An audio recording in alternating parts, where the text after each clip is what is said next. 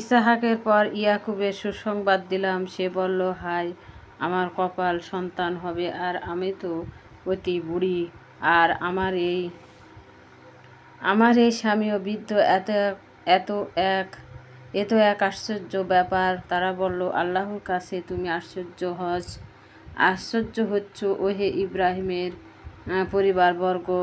তোমাদের উপর রয়েছে আল্লাহর দয়া ও বরকতসম। তিনি বড়ই প্রশংসিত, বড়ই মহান। পরে যখন ইব্রাহিমের আতঙ্ক দূর হলো আর তার কাছে সুসংবাদ আসলো, তখন সে লূত জাতির ব্যাপারে আমার সাথে ঝগড়া করলো। অবশ্য ইব্রাহিম ছিল বড়ই সহিষ্ণু ও কোমল হৃদয় আর আল্লাহমুখী। হে ইব্রাহিম,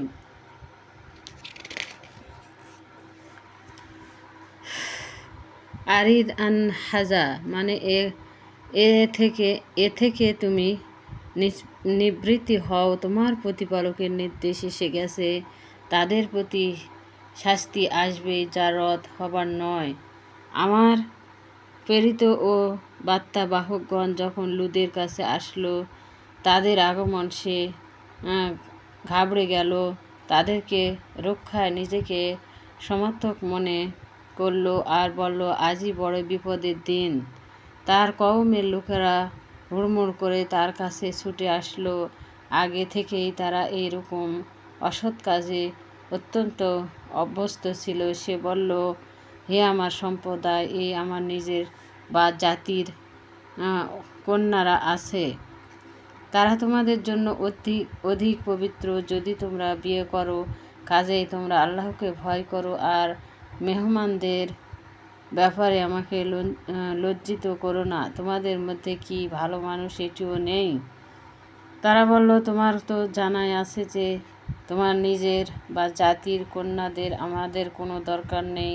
আমরা কি চাই তা তো তুমি অবশ্যই জানো। সে বলল, তোমাদেরকে দমন করার ক্ষমতা আমার যদি থাকতো, অথবা কোনো মজবুত আশ্রয় যদি আশ্রয় নিতে পারতাম। আগন্তুকরা বলল, হে লূত, আমরা তোমার প্রতিপালক প্রেরিত বার্তাবাহক। তারা তোমাদের কাছে কখনো পুষতে পারবে না।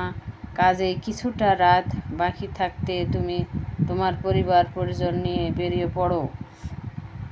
তোমাদের কেউ যেন পিছনের দিকে না তাকায়, কিন্তু তোমার স্ত্রী তোমাদের সঙ্গী হতে পারবে না।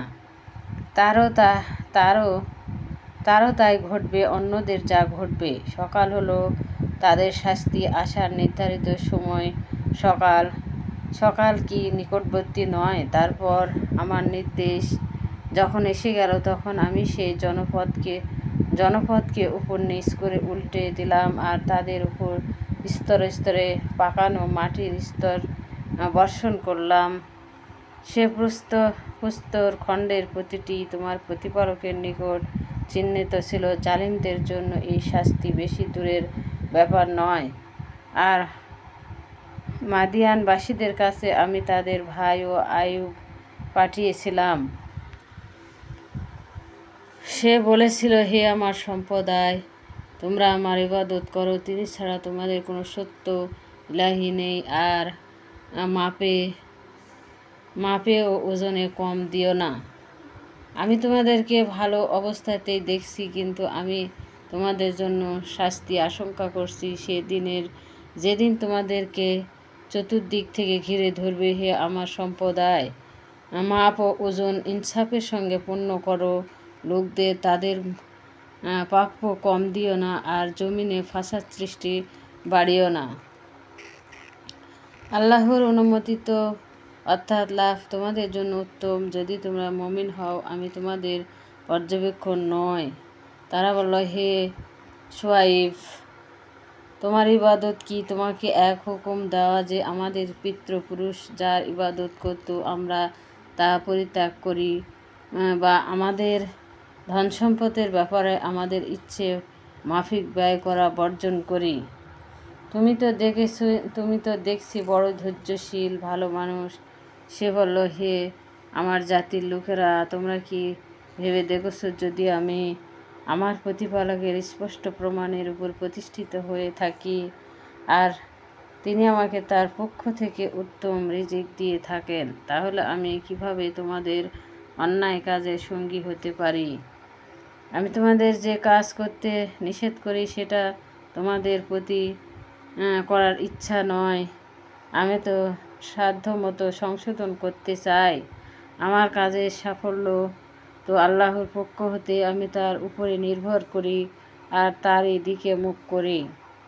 হে আমার সম্প্রদায়, আমার সঙ্গে বিরোধ তোমাদের যেন কিছুতে